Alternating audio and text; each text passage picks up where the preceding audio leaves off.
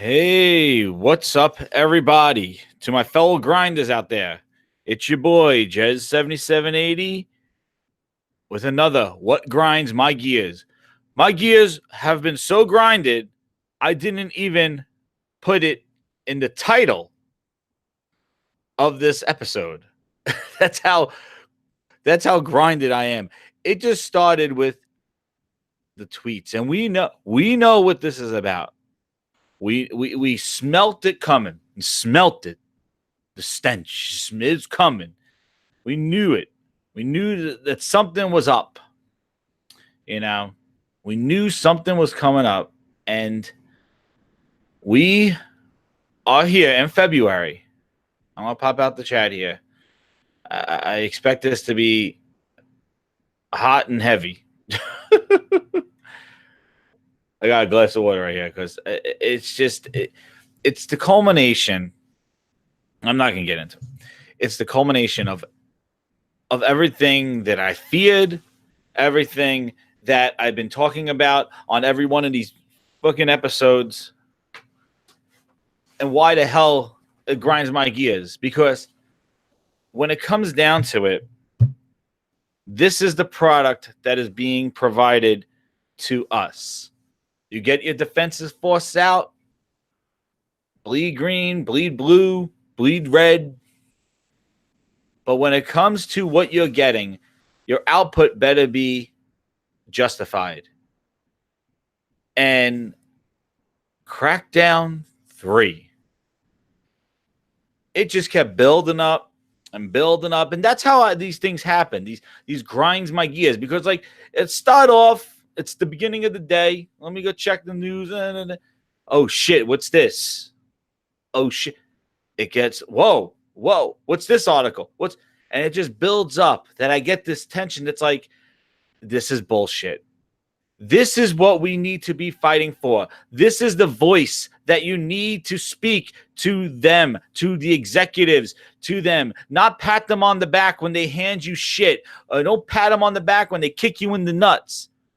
But right now, today, you could probably figure out what I'm talking about. And it is the Crackdown 3 media coverage of a 3-hour event that was taken with the industry, that a couple of people got to play Crackdown 3 multiplayer and single player for 3 hours. And they have written previews. These are not reviews because the embargo is going to be on February 11th when the game comes out on February 15th. And this is not the coverage on February 5th or 6th, whenever that Inside Xbox thing decides to come about, because that's where they're going to be, and that's where it is. But before that, people were saying, where is the Crackdown 3 marketing? They're marketing Sea of Thieves with sales because of Summit streaming it, which that's going to get fixed real quick on February 5th when they take out all that double gunning bullshit that he's been doing. And thank God they listened to everybody and not taking out the PC crossplay with Xbox. But it's not coming soon. It'll come with the update of the arena. So, gloves are coming off here. We got Crackdown. We got Crackdown to talk about. Fuck Sea of Thieves. That's another thing. But anyway, I want to provide that Sea of Thieves update. So, here we are. February 1st. People start talking Crackdown. So the first article I saw was from Windows Central. Now, we know that Crackdown is going to be split up into 2 applications, basically. It is going to be single player with Terry Crews. Terry Crews is going to be in that one. And then there's going to be the multiplayer destruction, which we saw a little bit about it at XO18, a 4-minute little preview thing.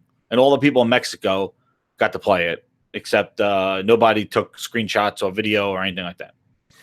Then Joseph Staten came out with an IGN first, which was tucked away somewhere for a 2-minute video on the campaign. Looked kind of sketchy. Didn't look very populated. It looked kind of off. But at least it was coverage, right? Then they went dark for the whole month of January. And then saying about no Terry Crews promotions, nothing. And now here comes it just is this MO, because the same thing happened with State of Decay 2. Same thing happened with CFDs. Microsoft's marketing sucks, and they are not confident, and we see why they're not confident in this game. And what's up, Chad? How you doing, man? Savage, Gregor, don't call me Danny. What's up, man? They wait till the month that it releases. They throw a piece of shit inside Xbox together. Major Nelson runs around in a flower shirt and a fucking pale blue suit. They got trolls reading fucking Twitter. And they're going to have Joseph Staten. I'm telling you right now, inside Xbox is going to have the coverage of this 3-hour event. They're going to have influences probably playing the game in where they've taken people to play a controlled environment, played some multiplayer, probably have them oohing and ahhing, and then they'll have Joseph Staten on. He is the writer of Crackdown 3, which, oh my God, that's what triggered me. He's the writer of Crackdown 3, but he wrote fucking Halo. He wrote the story to Halo 1, 2, and then went to Destiny, then came back. He went back to Microsoft, and he is in charge of the Crackdown 3 story. And then we got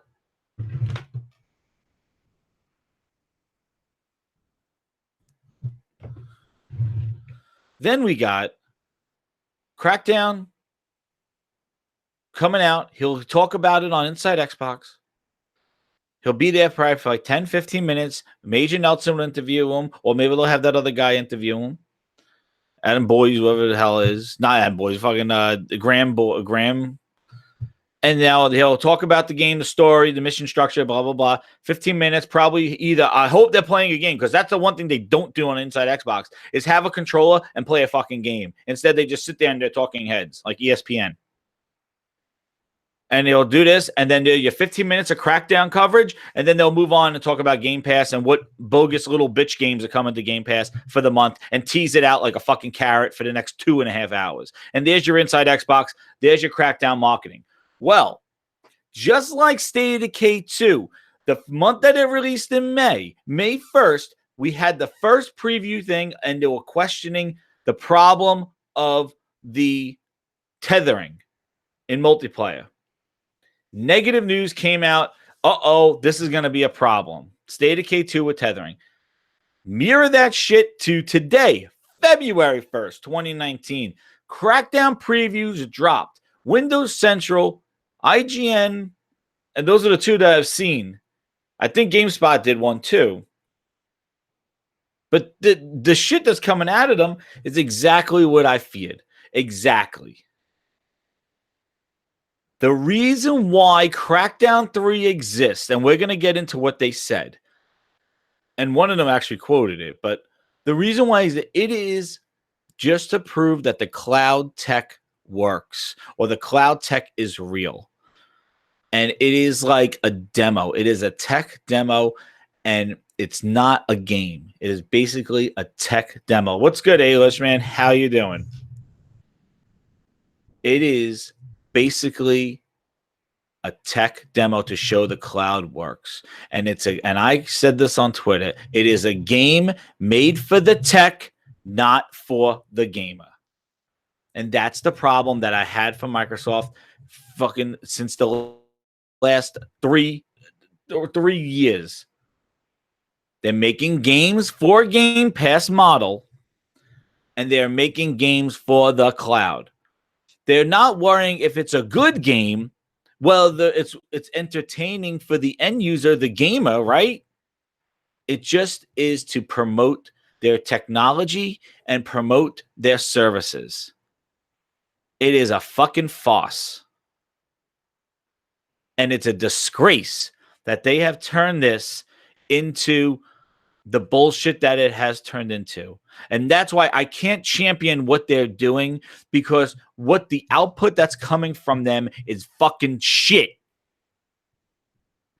And these reviews, this is not me just going, oh, I just don't like it. I'm not going to say. This is people in the industry who are playing the game. This is people who have touched the game and played it. This is from my experience of playing Microsoft first-party games. Besides your Forza and hopefully Gears 5, I hope they don't fuck it up this year. I really don't. I hope they do. I hope they leave it alone and make Gears 5 a blowout. But the other shit that they've been doing with Sea of Thieves, State of Decay, and Crackdown, we knew Crackdown was in trouble. It got delayed. We didn't get a beta, but the game, they scrapped it. It's been development hell. And this is what we call, I think somebody said it, Game Pass fodder. Dump it in Game Pass. Take a dump and put it in Game Pass, because that's what Game Pass is. It is the catch-all, the be-all, the what the fuck, the who gives a shit. As long as they're paying us $10 a month, I don't fucking care what they're playing. Hopefully they just subscribe and they don't even play. As long as they just keep giving us $10 a month. I don't even care if they use Game Pass. They don't care. They don't give a shit. As long as you're subscribed. They don't care. They're going to throw everything in there. Bullshit. And this is what they're doing. It is a dumping ground. It is an absolute dumping ground. And you can make games like Crackdown 3, like State of Decay 2, like Sea of Thieves, and just dump them. Look what they did with Below and Ashen. No marketing. Below was not even talked about for 4 fucking years. And then all of a sudden, the month before it comes out like, oh yeah, Below's coming out in 2 weeks. Huh? It was on list for 4 years. Below's coming out. Dumped into Game Pass. Ashen. We were at PAX with the Planet Xbox crew interviewing the developer in October. She's like, oh, it's coming out this year. And there was such a positivity and such like, oh, this is going to be great. And instead, it fell into the Epic fuck shit of Epic pulling it from the Microsoft store. It was at Microsoft's booth at PAX. Epic pulled their shit. And Ashen just got dumped into Game Pass in December. Dump it. And it just sits there. And now Crackdown 3 will be the next entry into Game Pass. But this is a more important one because this is Microsoft first party. Day and date. PC, Game Pass, play anywhere. Do this, do that. And we got some coverage for you.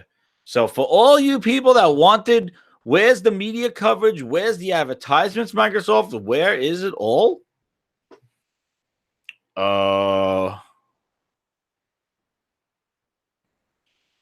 S Monkey. Meds does have, he like Game Pass. Game Pass. You want to know why Game Pass is wonderful for a lot of people? Because you're paying such a low entry. You're not really, the only thing you really invest in is the hardware. But you're paying such a low cost of entry of $10 a month that really, if there's bullshit in there, you're just going to overlook the bullshit because you're paying such a low price.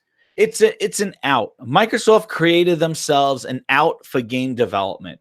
While they'll tell you out of one breath that this is amazing, it gives games accessible. Oh, you're just going to stumble upon gems because guess what? You're just going to be going, oh, I would never buy this game ever. But if it's in Game Pass, I'm going to play it. And while that might happen, it also on the back end gives them a platform, an out, to put games in there that are not fully realized, to put games in there that still need content coming, to put games in there that are mediocre. And what's crazy is that I feel like the content that's going into Game Pass from indie devs and from day one indie devs and things like that are so much better than the shit that's coming out of Microsoft first party. The people who created it. That's the craziest thing. I think those games that are coming day and date from indie developers and from that, I think those games are so much better than what Microsoft is providing from their own studios. And that's why you say when they buy studios, people get all their fucking panties in a bunch. They're so excited. I'm not excited because look at what they're doing with the studios that they got.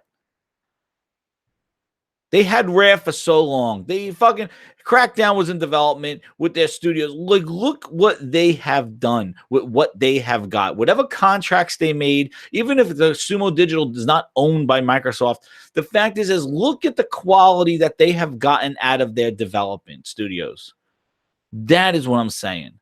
Look at what Quantum Break was. Look at what Sea of Thieves was. Look at what State of Decay 2 was. Look at what Crackdown 3 is. Look at what even Gears 4. It was a safe game. It was a safe game. But look at and whatever 343 is doing, whatever bullshit story they told with Halo 5, they fucked up Halo. Like, it wasn't a perfect game. It was a bait and switch and a stupid ass story that they messed up on. But the multiplayer was great. But like the story, the marketing was a disaster. It was all confusing. When you play the game, it wasn't what the story was with the marketing. But look at the quality they're getting out of the studios and everything that they have. And then tell me, with a platform of 5 or 6 new studios, if there's something going on with their management. The Phil Savior that everybody thinks and Satya, I think that they are so focused on Phil he just wants to bring world peace. He's like when they do the the questions, like what would you love? World peace. He wants world peace. That's what he does. Okay. That's wonderful. Go chase world peace. Your consoles are fucking gonna be outsold by the Switch. You don't even have a footprint in the gaming market right now. Nintendo and Sony are just destroying you. Epic Store is kicking you in the nuts left and right. Steam and Epic are going back to back. Origin, Ubisoft partnered with Epic. Exactly, Elish. They need to match their management. Phil wants world peace. He's not ready to break some eggs. And he's going to get stomped on. And they are getting stomped on. Satya, it wants to make Microsoft this baby company. Oh, we're not the office beast that you think. We're friendly. We want to create and do all this other stuff. And meanwhile, they brick your fucking consoles with software updates. They fuck shit up with Windows 10 updates. They stumble every single time. That makes you still know they're still fucking Microsoft. We needed, exactly, Monkey. You needed somebody that needs to be aggressive. And the problem is, and we're going to get into Crackdown, but this is the kind of the essence of the output. See, so this is the thing. Like, if you look at all the challenges that Microsoft is facing with their studios and what's going on, their focus is not with the gamer. You make a gaming console, a sole gaming console, but yet you don't make exclusives for that gaming console. You built in all the hardware, the Hovis method, all this shit into the hardware, and then you get a result like fucking Anthem where it runs better on the Pro than on the X. 6 teraflops, my dick. What the fuck? That thing is so much. It's another level, the X. Look at how it runs Anthem in the demo. Digital, and this is not me running bullshit. This is what Digital Foundry said. You know, the fake news or the fanboys, whatever. This is what Digital Foundry said. They listen to their video. They sound like somebody took a shit in their fucking cereal. They're like, this is just ridiculous. The Xbox One X is worse performing than the Pro. The Pro is the better place to play. Then go look at the coverage. Both the games in 1080p for Ace Combat. Look at the coverage for Resident Evil. Where's this $500 power margin? Where is it? And then you get all excited again for another more powerful console? People not even using the power right now. The fuck wants a new powerful console? And then you see Sony, all their devs are gearing up for PlayStation 5, making games for that hardware. They know the hardware. And they're going to make games just for that fucking hardware. And that's going to make that hardware sell while Microsoft singing Kumbaya and roasting fucking marshmallows. And just be an app on a Switch, because that's what you do. Just stop making gaming hardware and be the fucking software app that you want to be. That's where they're going. They don't give a shit about this console market. They don't care. They can make consoles. They don't give a shit. They're rich. They're so fucking rich. They can make consoles and scrap projects left and right. They can make a HoloLens 2. They're so fucking rich. Meanwhile, HoloLens 1 never came out of fucking development. It's still $3, only sold in the Microsoft store. Their management is soft. SAWFT. Soft. And it's so soft, they're fucking diarrheaing games out the ass of pieces of shit like Crackdown 3. That's how soft they are. Soft turds. Here they come. And now we come to fucking Crackdown fucking 3. Here we are. I don't know if I should share my screen or I'll put the links at the bottom. But there are 2 fucking triggers today that I have with Crackdown. The reason why I'm doing this. 2 fucking triggers. And I'm going to share my bullshit screen. We're fucking sharing this shit. So chat, you're going to take a break because I'm going into this fucking shit right now. Right now we're going into this. Some bullshit going on right here. This thing goes here. I'm going to share my screen on this. And we're going to go. What the fucking Google? There we go. Share this shit. All right. So this is Windows Central. And I got to give Windows Central credit. They're the only guys that really help spread Xbox news. Like all the hirings and all the shit that's going on Microsoft.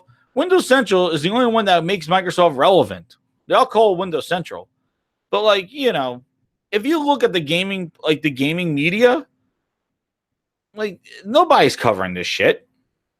But this is different though. This is Crackdown. But I give them credit. Windows Central and Jez Corden, those guys are good dudes. And actually, Jez Corden actually commented on Matt Brown's review on his preview saying, I agree. Same thing. And again, the cloud-powered action, it works. The cloud, the destruction. You see the pitches, right? My initial issue with the multiplayer is that it looks like a VR move. It looks like a VR virtual environment. It doesn't look like a city. It looks like Tron.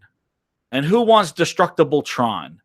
You want like Battlefield destruction. Like it looks like a building and walls are coming off. Or Just Cause 4, which has crazy ass destruction. Like it looks like world shit that's breaking apart. But this looks like Tron. That was my initial complaint with it. But I'm going to show you the thing in this article that the cloud works. But this is it right here. Okay? And this is and again, it's justifying the cloud. This right here, it's struggling with identity. It's 2 different things. Where is this? It feels like an additional thing. Where is this thing here? 90 minutes of Crackdown. Where's the concern? Is it in this article? Thought I had it in this article. I tweeted it out. Let me see. I thought this is one. Let me look. Search Crackdown 3 again. They might have 2 articles here. Oh, yeah, and the co-op got downgraded, too. We knew that. From 4 to 2 in single player. Well, let me see something here. Crackdown 3, achievements list. Oh, bullshit. You know what? Let's just go to my Twitters.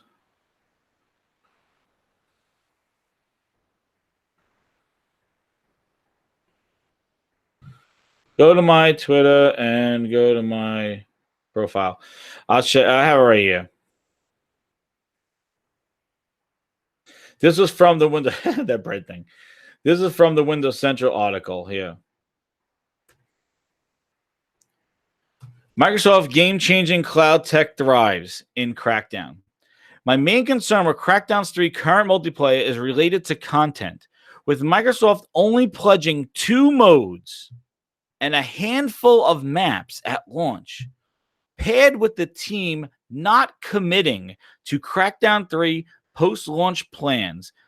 It's unclear how or if it plans to support its engaged multiplayer action. How the hell don't they have, for this cloud destruction, how the hell don't they have long-term plans? Like, oh, we're going to add more modes, we'll add more maps, like just general stuff to show that there's a future to this game, but they're not committing to it. You're not committing to saying you're going to add more content to the game after it launches. And this is the problem that I have. This is a Microsoft first-party game.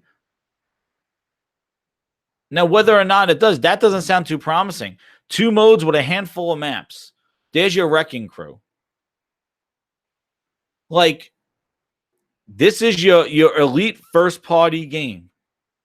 And now I understand if you don't have a season pass in a single-player game, like, you know, like maybe Gears didn't have any expansion in the single-player, but they had map support. Sea of Thieves had support. We're adding content. That's what they said at first. State of K2, they said we're having season passes. We got stuff coming for State of K2. Forza, they had the whole layout of the Forza thing. But Crackdown 3, they go, we're not committing to post-launch plans. And it's 2 modes. 2 fucking game modes. Then, the gem of it all, fucking IGN's article. It's a part science experiment, part video game. The cloud comes to life, but in practice, it doesn't seem to make Crackdown 3 better. And this is the huge thing that I've been saying. I've been saying on all my shows that Microsoft appears to be making Trojan horses rather than making great games. And if they just make some great games, the people will come. But if you keep making these bogus ass shit just to show off tech, they're not coming and they're not staying. Crackdown 3 is a Trojan horse for the ballyhooed cloud multiplayer technology that is premiering. Cloud power multiplayer. And he says buildings break apart like they're made of cardboard or styrofoam. But the realest crazy thing, the craziest thing, was this. And it is right here. When we go to single player, right? Joseph Staten, as I mentioned, wrote Halo.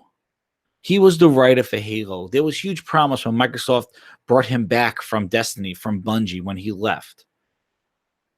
And he was part of Microsoft, and they put him on this game.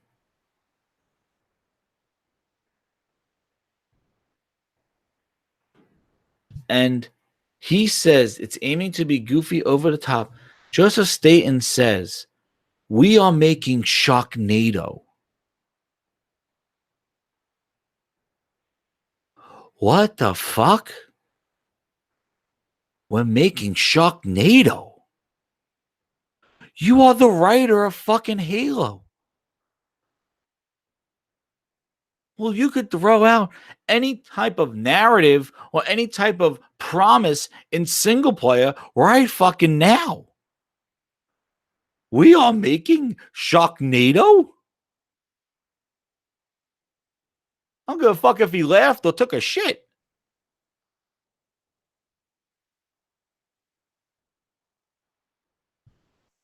And this guy is a little shitty here in his article. I played the first hour and a half, and there's nothing here that Xbox faithful likely to be boastful, thrusting in the face of a Sony fan. I thought that was a little fuck shit. Like, the guy writing the article shouldn't do that. Like, I thought that was a little bitchy.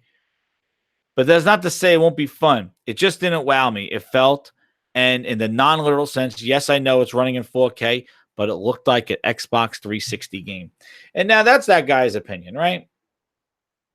Well, here's some video. I was looking at it, and I don't know how well it's going to come across. The kids are standing right there. Watch the animation of this guy right here. Look at them. They look like they're in a path right here. Watch this. They look like they're on straight paths. The animation, the people, they're not running like they're running in an L. I don't know how this is coming across, if it's laggy or some shit like that, but like the game looks very empty. Like it doesn't look like it's bustling with things that could be destroyed. And and can he break that? Can he break? No, he can't break that thing. Get your orbs. But look, there's like two robots just sitting down there. And they're just standing there.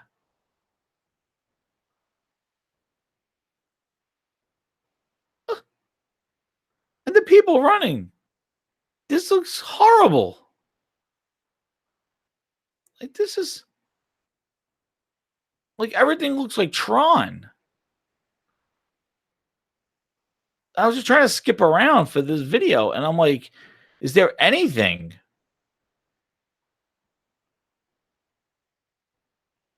Here, let's see what this looks like. Remove this shit. There we go.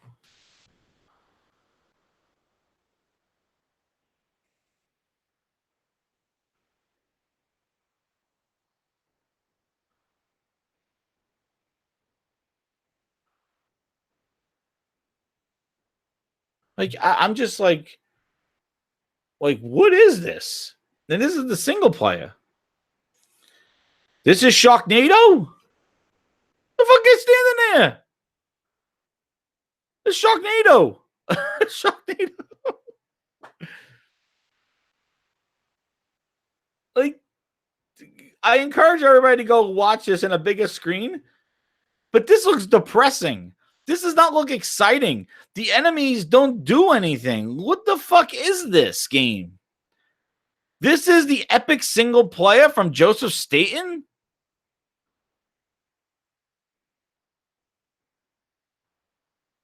This is a boss fight, apparently. There's like 3 enemies on the screen. Please, I'm going to show my fucking... I'm going to show... So watch this, right? Holy shit, grinds my gears. Watch this.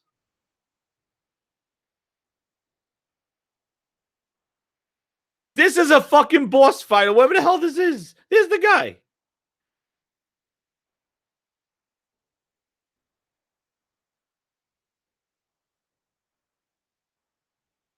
This is a big boss fight here.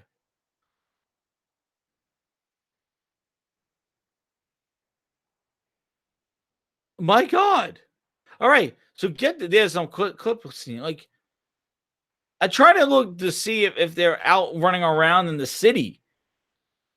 Like, okay, you get the rotor guy, but there's no people. Like, everything looks just so flat and plain. Like, where are the explosions? Like, this does not look like over-the-top action. Sharknado. Does this look like over-the-top action?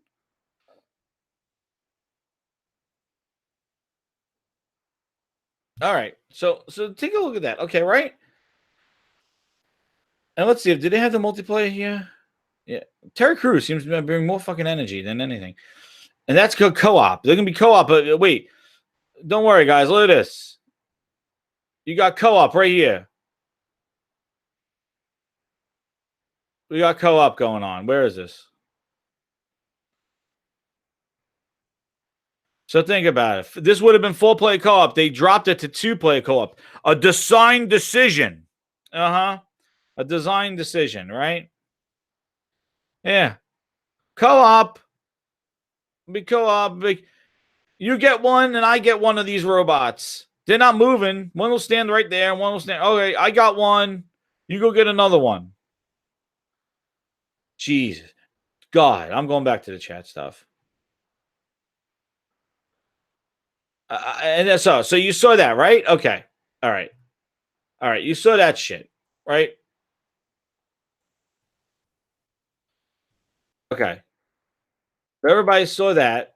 Fuck my shit. Okay. So you saw that shit, right?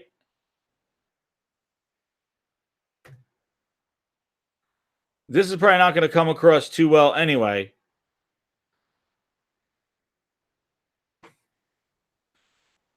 But this is just to give you an example.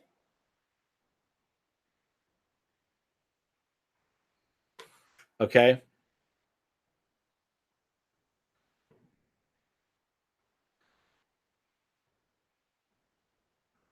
I share my screen yet? There we go. All right. So this is just give you an example, right? Sharknado. First of all, there's a tornado, right? We got a tornado, right? Sharknado, right? Oh, this looks plain, right? There's not a lot of people. Yeah, look at that shit. Okay. Now watch this. Okay. I mess around with the tornado for about like 10 minutes in the video. Because it's hilarious with the physics of that tornado. And yeah, just getting blown away. But wait a second. We're gonna get to yeah, tie that guy to a balloon. Okay. Let me get back here. I'm messing around with the tornado. Sorry, skipping around. But here we go. Watch this. Over the top action. Over the top action. Explosions. Terry Crews. Ah!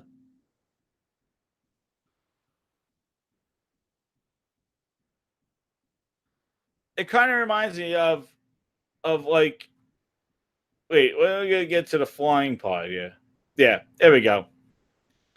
Over the top action. Here, we're gonna watch this scene. I just get messed up though. They throw everything at me with helicopters, all this other stuff. This game's out right now. I think it was on sale. Just Cause 4. Okay? Over the top action. Sharknado. Crackdown 3. Crackdown 3. This wasn't even a mission. This is me just messing around.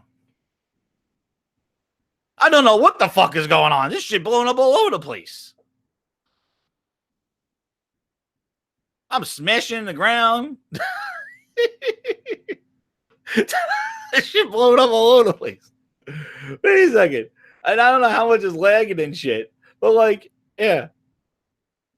And then we go into this. You want to see some other crazy shit? Now we go to the car chase. Right? Look how many enemies are coming at me now. This is a multiplat. This is not the power of the X, clouds, and fucking rain and snow and all the other shit that Microsoft technology wants to shove up our ass. This is just a fucking game that just fucking plays. There's no technology. Look at all the shit that's going on. There's no, just watch this shit. Watch this. I tethered that son of a bitch to the ground. Look at this shit. Wait, we're not done. We're not done. This shit goes crazy. There's civilians running around. There's cars all over the place. I don't know how great this is. I encourage you to check this out because I put some music to it if you can't hear it. But wait, watch this shit. They blew off my wheel. What's fucking going on? This shit going on all over the place. So we got this. And then we go. Then we go this.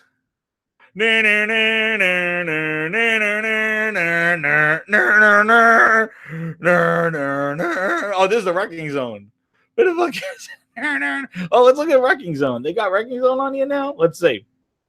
Oh, here we go. We got some explosions. Let's see. It reminds me of the No Man's Sky.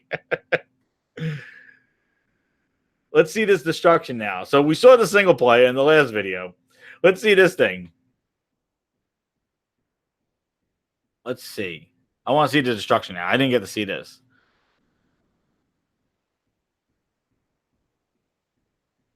It looks like, I mean, it looks like just like styrofoam. He's right. Like it just looked like that looked. Oh, there's some rocks. Okay, we got rocks. The ground breaks. That's pretty cool. But considering that single player thing that I just showed, that the single player, this is what the single player should have been.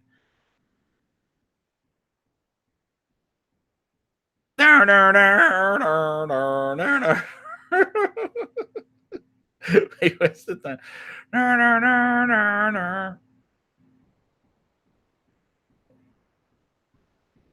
There we go. Where's that thing? It went back to the multiplayer part. I don't know what the stupid idea. Here it is, the Crackdown thing. There it is. Then go back. Let's do theater mode here. All right. Things are still blowing up.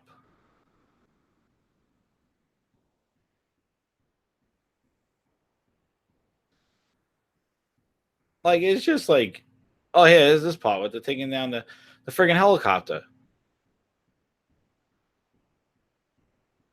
Ah, shit's loading up. We'll watch some Crackdown footage. Like, look at this. Okay?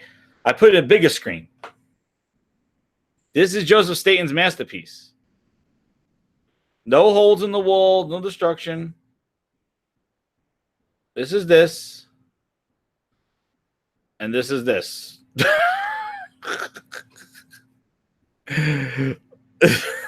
Like, I understand they're two different aesthetic games, but my goodness, like, this is a first-party Microsoft. Oh, I smashed into the thing. This is a first-party game.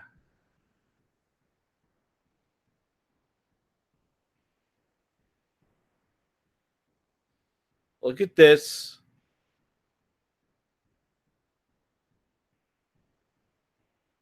I'm blowing up helicopters here. Let's go back to this. I think this is a good dynamic. Let's go back to this. There's a part where I'm like taking on the tank. We did that part already. Yeah.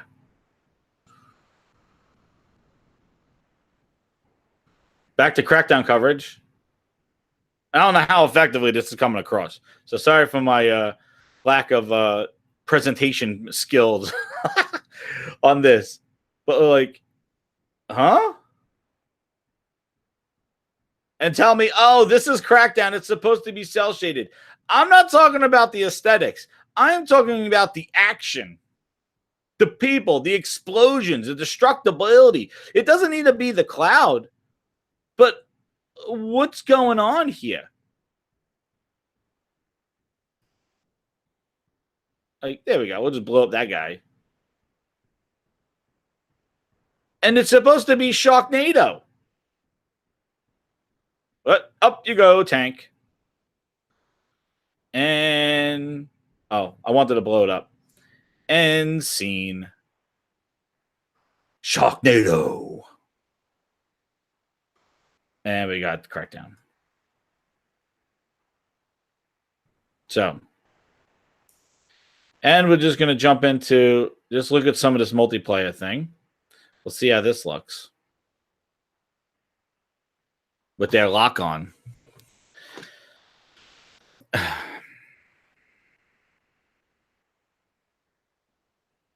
Two modes, handful of maps. No commitment to long-term plans. Does that ball break? Does that statue break?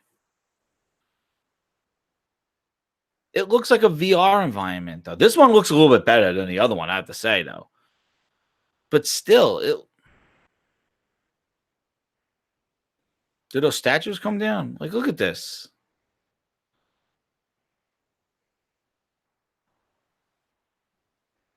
See, you disintegrate. You don't even ragdoll. Oh, yeah, that statue comes down.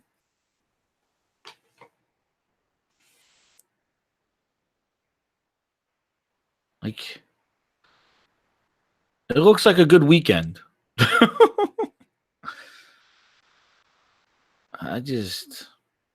multiplayer in Crackdown 2 was really was not great. Like, I don't know. Like, it looks cool with the destruction and stuff like that, but it just is he getting hurt by the debris, or like, I don't know.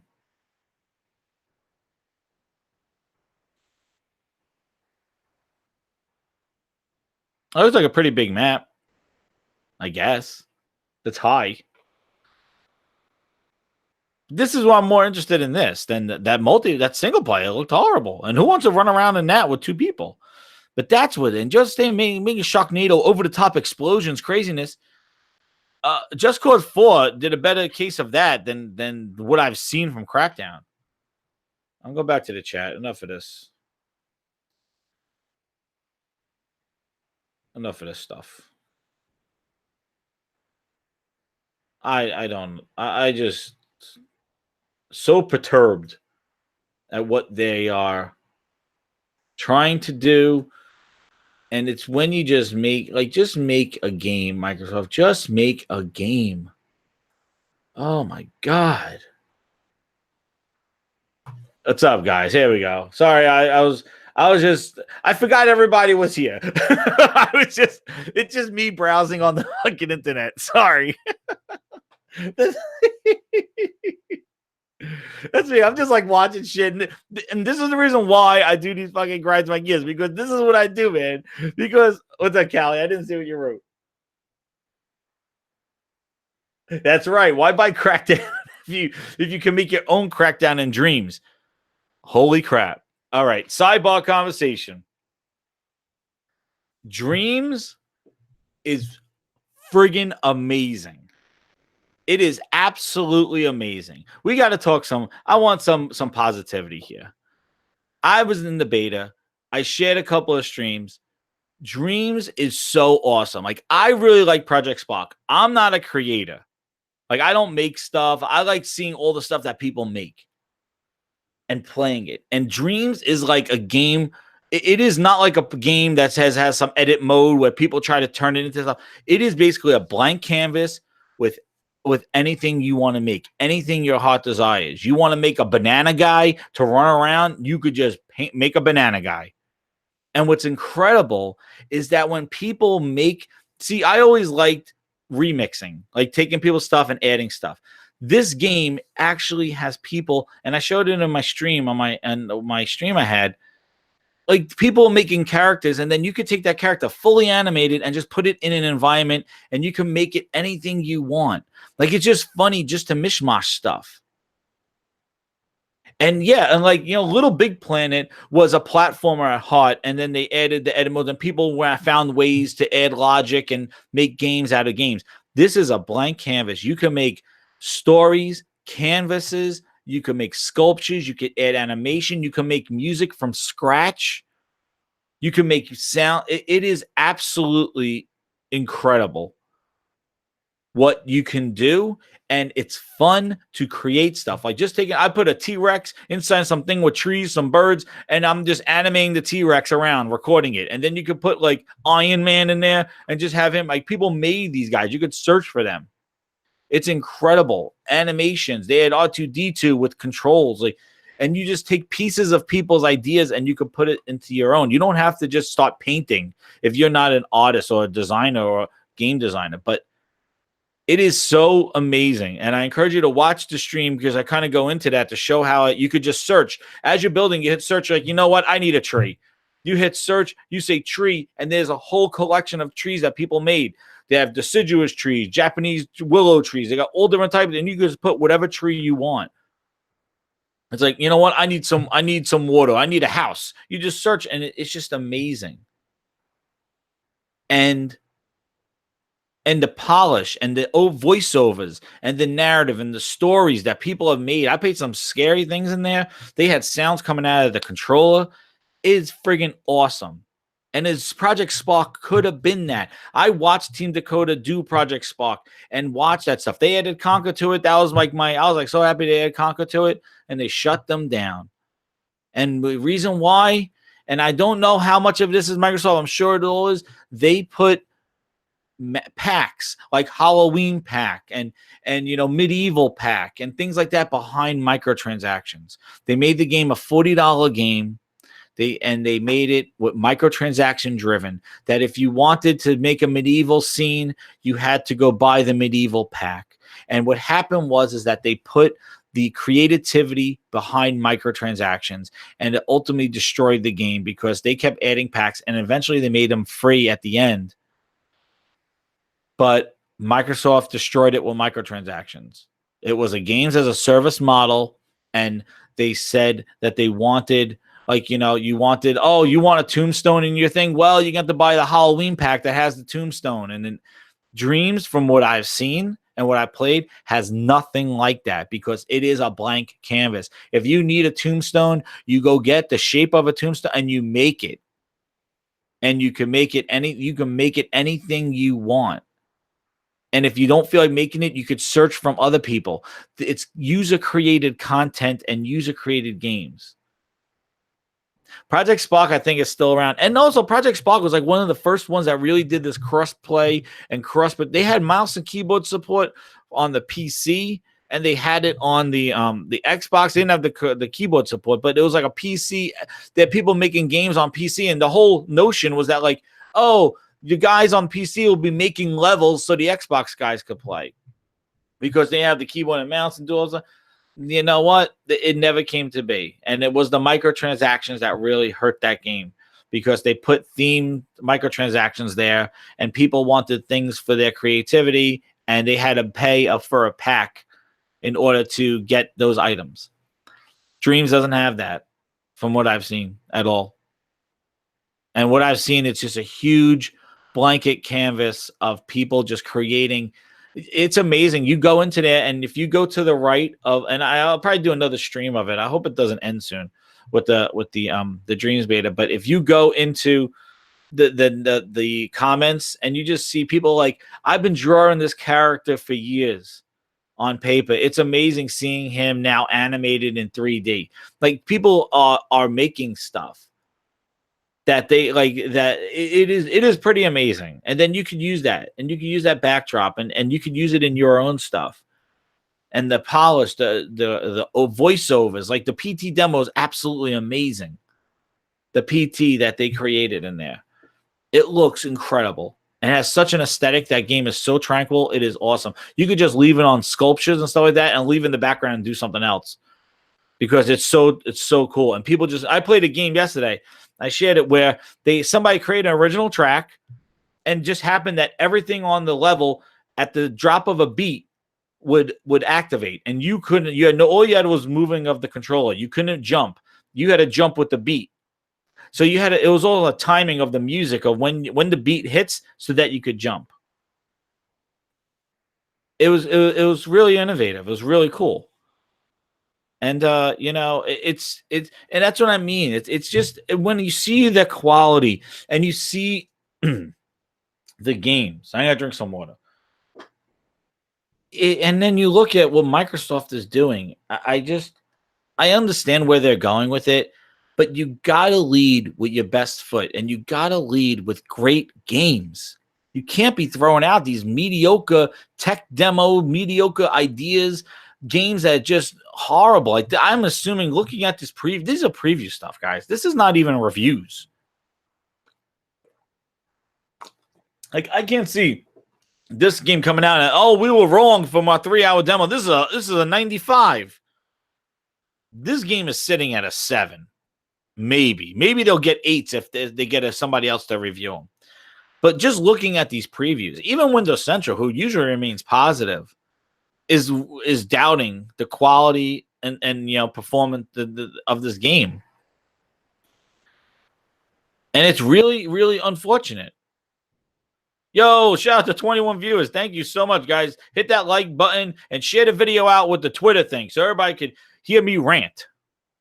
I like hearing everybody and make everybody hear me rant, because I don't know what the hell YouTube does anymore, but I appreciate it. And it's like, I got to change the title now to make it what grinds my gears, because I just was so pissed off.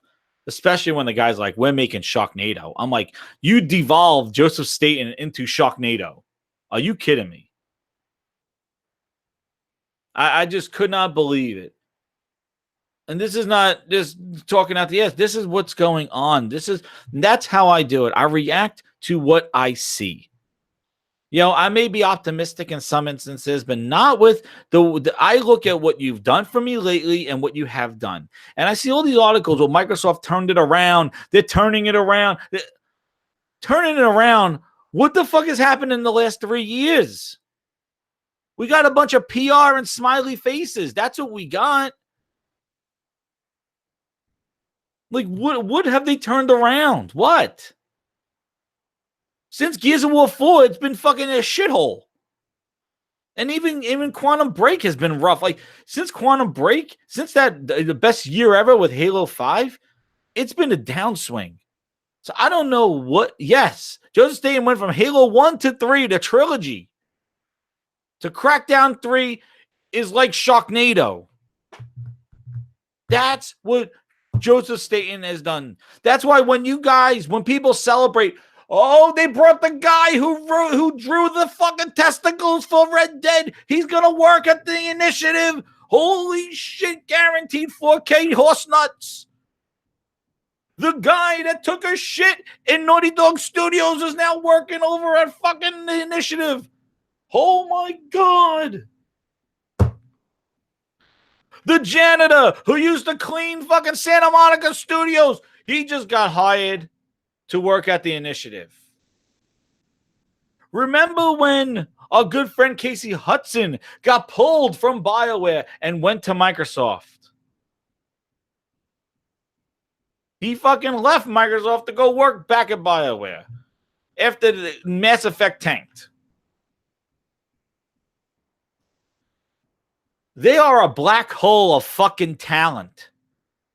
Look what they did with Skype. Look what they did with everything they fucking bought.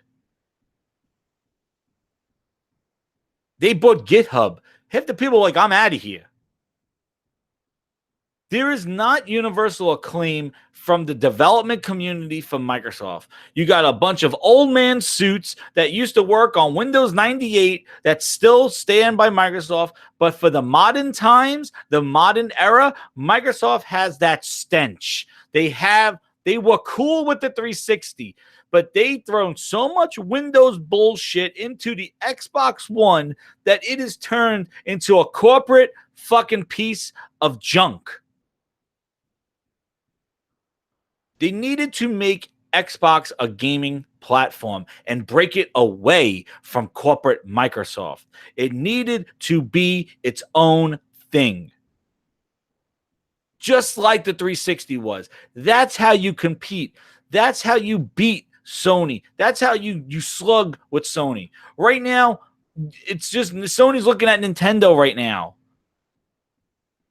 Nokia, Zune, Groove, buddy boy. Thank you. Everything. What is it? They had the Microsoft Band they got rid of. Kinect they got rid of. It's because Microsoft just does not, unfortunately, they do not get the support from the development community. Windows Phone, UWP. They are making a new version of UWP. Guess what? The first one sucked. The Windows 10 store. Look at the Windows 10 store. Guys, we are what? 3-4 years in? Fucking 4 years in technology. 3-4 years in technology. That's a lifetime. That's a long-ass time in technology world. And the Windows store is still trash. Epic started their shit in fucking October. And they are getting partnerships with Ubisoft. Deals with fucking Ashen. Grabbing Metro Exodus, who Microsoft is marketing. And it was a Windows 10 Xbox game. People were just saying, oh, is it going to be Play Anywhere? Well, guess what? It's going to be fucking Xbox Nowhere because it's not on the Windows 10 store anymore. Epic came in and just fucking kicked Microsoft Windows 10 store in the nuts. And that's how you have to play. Because you know what? Everybody that whines and dines and cries, guess what? If that's the only place to play that game and you really, really, really, really, really want to play it, you are going to bite the bullet and buy it wherever it is. And they know that. It's bullshit. It's competition. It's not consumer friendly. But they know if that's where you want to play the game, it doesn't matter. If you want to play a game, you're going to find, just like a lot of people complaining about the Anthem. Oh, you got to pay extra for subscriptions, pay 5 days early, 10 days early. If you really want to play that game, you will find a way to play it early, and you will pay the extra money to play it early. You just will. If you really, really want it. There's people out there really, really want it.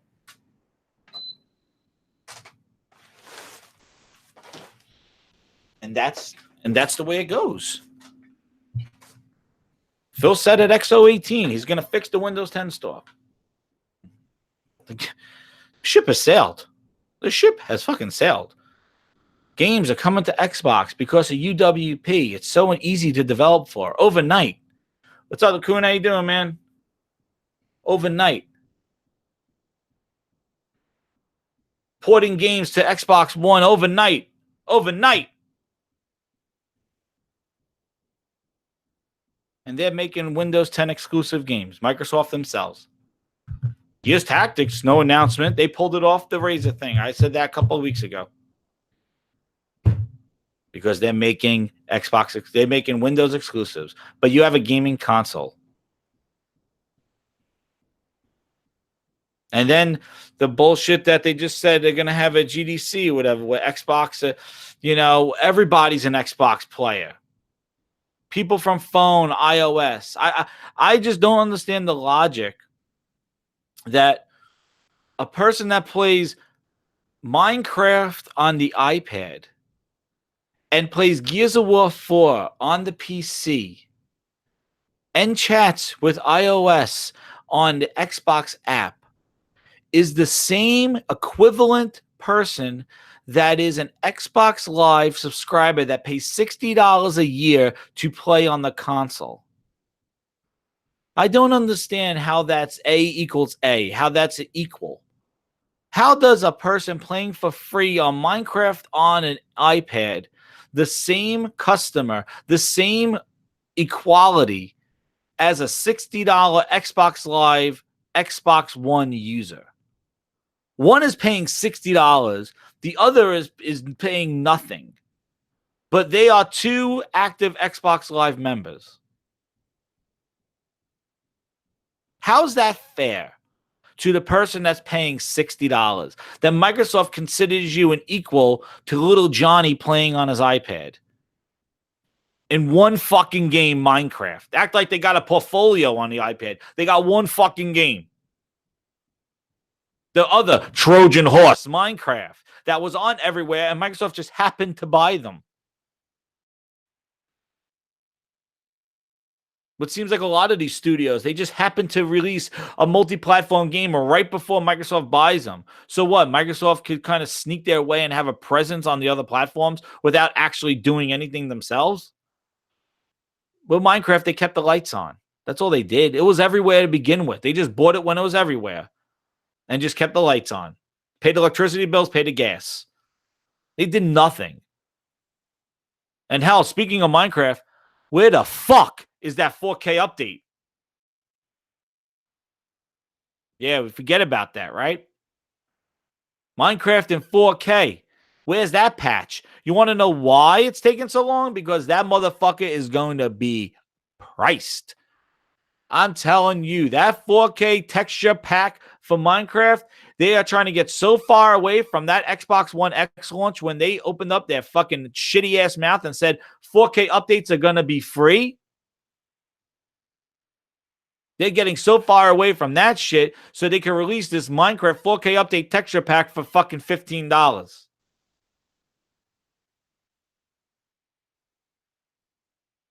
Where the hell is it? No, but they had to throw it in with the X because, everybody was eating the 4K soup, right? When the X came out, they just had to add Minecraft as a 4K update. Oh, 4K. Meanwhile, we're here in 2019 and the fucking patch never came out. Kept getting delayed. Oh, Microsoft and VR. Microsoft pissed me off so much because they are such a fake fucking company. They're so fake. And I don't give a shit if you're giving me quality stuff. If you want to be like a goofy Aaron Greenberg, I don't give a shit. As long as I'm playing great games on my gaming console from you. But when you are giving us shit and still talking shit like Ybarra, or trying to be fake like Major Nelson and hyping up some backwards compatibility fucking 3-year-old, 10-year-old games, that shit's going to come to the surface because that's not what we should be excited for. People spend $500 on the most powerful console in the world, and the multi-platformers are not utilizing it. For the one Red Dead benefit that you just got 3 kicks in the fucking nuts from Resident Evil, Ace Combat, and now Anthem.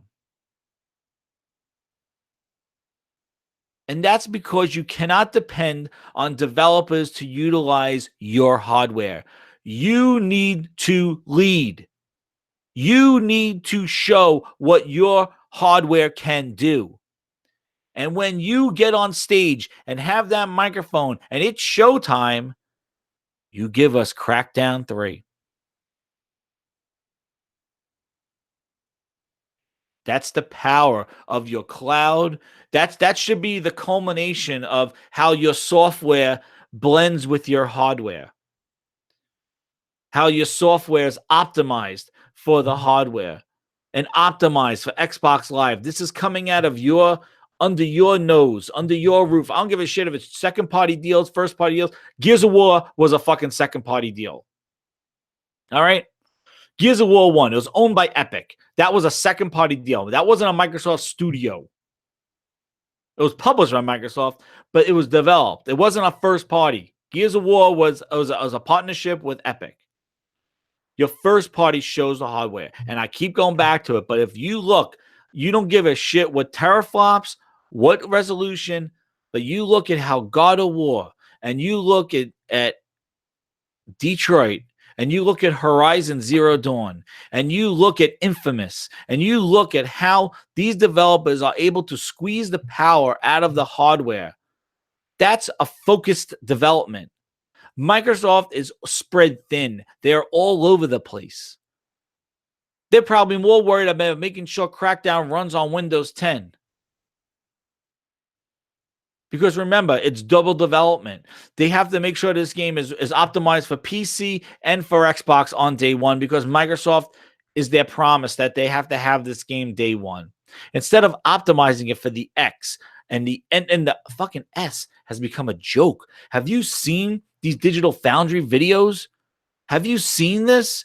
The S is just getting lower and lower resolution. It's like 720 and blurry and laggy. It's like 20 frames and 720. Like it is horrible. It is almost like what the Wii was to the 360 and the PS4, the PS3. And you know what, Gregor Von Doom, you're totally right. God of War, you know what? I was reluctant. I wasn't like, I got to play this on the Pro. I had it on the Pro, but I also had a Slim.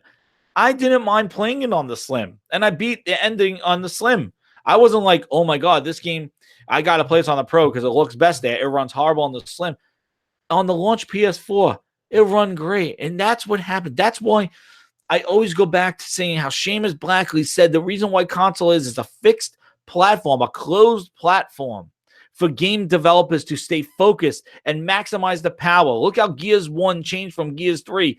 You didn't get a 6 teraflop increase from Gears 1 to Gears 3, but guess what? In Gears of War 3, you're fighting a full-fledged Brumac open world, like open walking around, and in Gears 1, he was stuck behind a thing just shooting at you. You didn't need a 6 teraflop console leap in the 360 to get that kind of performance out of Gears 3. Just look at how it changed from a corridor to a much more open type of experience.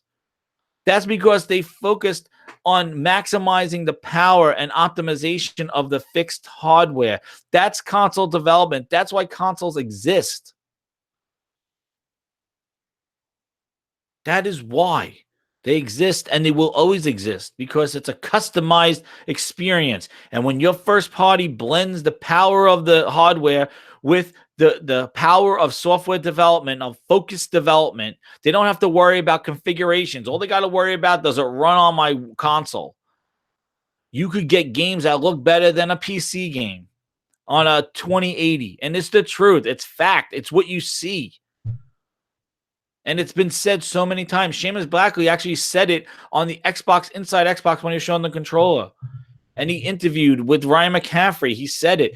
It's multi, and we even interviewed, when we interviewed the State of Decay guys, PC and Xbox development is multi-platform. They have forced multi-platform development with their first party.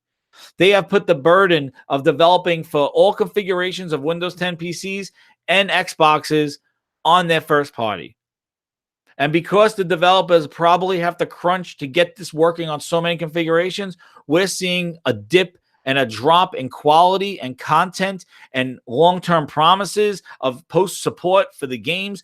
A lot of stuff is getting affected, and we're suffering for it because Microsoft is fucking around with this global kind of reach gamers. But people, guess what? If the guy in China doesn't want an Xbox, he's not going to get an Xbox.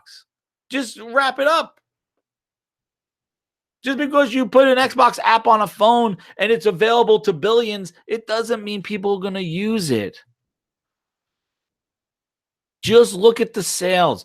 Look at MPDs, Forza Horizon, Sea of Thieves, State of Decay, Crackdown.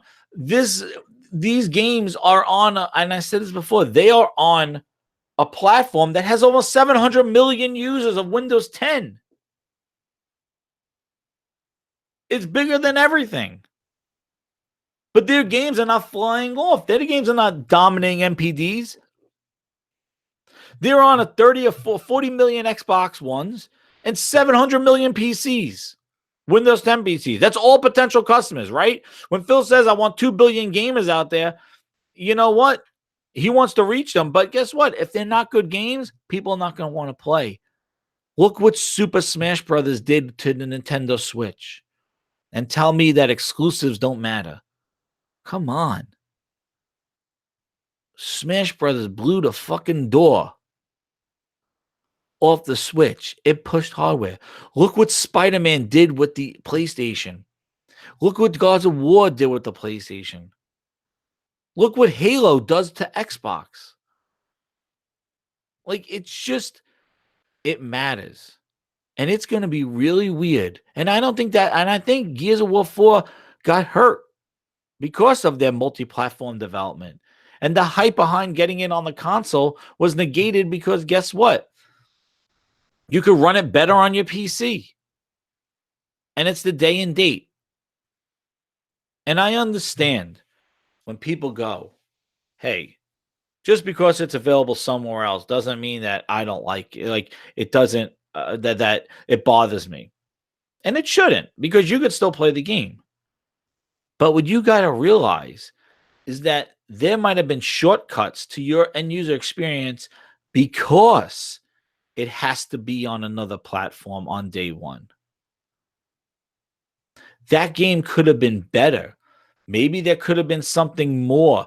Maybe it could have looked like, maybe it could have been a better game if Microsoft didn't force their first party to make it on PC for day one. And you will never know. But if you look at the quality of a majority of these games that Microsoft has been putting out, you have to wonder, are they really quality testing these games? Are they just saying dump it into Game Pass? But obviously the quality of Microsoft's first party is horrible. And Crackdown 3 is just another example of this horrible first party. And it doesn't give you any confidence. These new studios, these AA little studios, these are little studios. These are not the 500 people. These are little indie studios. And Ninja Theory, probably going to see their game at E3. You got to think about Ninja Theory. They made Hellblade. It took them 4 or 5 years to make Hellblade.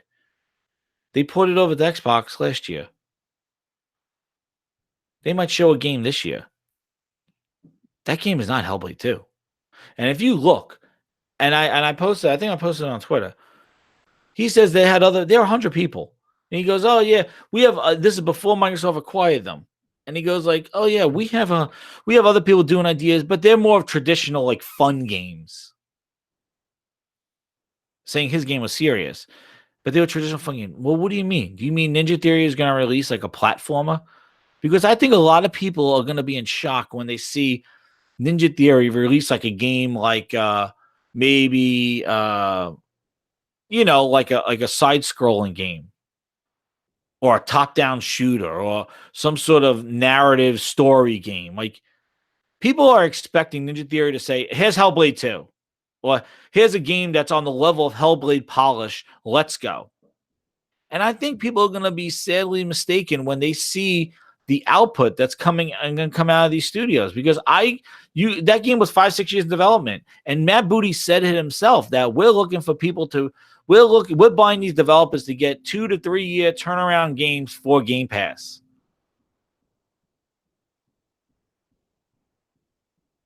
And Callie says, he goes, I feel PlayStation's the best combo with great story, great looking games. Nintendo's about gameplay and fun factor. What do you think about Xbox can do? What do you think about Xbox? What do they have power? Power that PlayStation can easily get. The thing is that, yeah, right, Kuhn, yeah, they're making the 4K Minecraft patch. Buddy Boy says that it'll run well on the phone. Yeah, probably. Just like CFD's gonna run at like 540p or some shit like that. But my thing is, right now, PlayStation seems to be in its prime, and I have only I noticed this when I was on just with Xbox and then have a PlayStation. I always was like, why are those PlayStation fans so like crying and excited and like falling at their feet? I'm like, what the fucking grown ass people like crying and shit. And then you see the Smash Brothers get released, and people are like, and then I go to the Xbox events and watch them. I'm just like, yeah, okay. Oh, here's the cringe part. Okay, all right, yeah, Halo, yeah, like. And I realized it's like Nintendo and Sony are giving their fans what they want. Microsoft is trying to portray that they're giving their fans what they want. They say it. They say they listen to your feedback. But really, they have alternative motives. And really, they're trying to push other narratives like cloud, like DirectX 12, like UWP, like Windows 10, like Cortana, like Snap, like Connect. And they have all, like, no, it's going to work. Like Groove Music and Forza Horizon 3. And, I'm sure Sony and Nintendo do it as well. But, like, Microsoft is just so obvious that they are not making great games for the most exciting thing I saw was the first Xbox One games showcase where they had Rise. I'm like, oh my God, look at this game Rise. Yes, it didn't get reviewed very, very well, but it was a game that was different. Microsoft was doing a third-person action adventure game in a unique area. No. I'm going to tell you, Mr. Riba, I'm sorry I didn't say your name right. I am excited for Halo Infinite. I am worried because I just want an amazing Halo game, Halo 6. That's on the level of Halo 2 and Halo 3, just epic. I get nervous with Halo Infinite because it sounds like it's going to be a different Halo. And I hope it's Halo for Halo and not Halo for service. That's where I hope, because I don't want them to microtransaction the hell out of Halo Infinite or it be a Destiny type game that doesn't have a good story, because we see with Anthem, it's just a co-op adventure, grind fest, Halo Infinite, and it doesn't have that narrative. I'm hoping it's not that. I'm excited for it though. That's the only thing that can bring me home is Halo Infinite. Halo 5 was good. I liked it. But after that, it went downhill. Gears of War 4, they need to blow that out of the park with the multiplayer, because that multiplayer was safe. And I agree. I like Bungie's version of Halo. 343, I did not like Halo 4. None of my friends did. We never played. We didn't play it. It dropped off like the radar. We played Halo 3 till our eyes bled. and Halo 2. Halo 4 came out. We played it for a month. Like, okay, move on. Same thing with Gears 4. And Halo 5, everybody's like, It's like an It's like,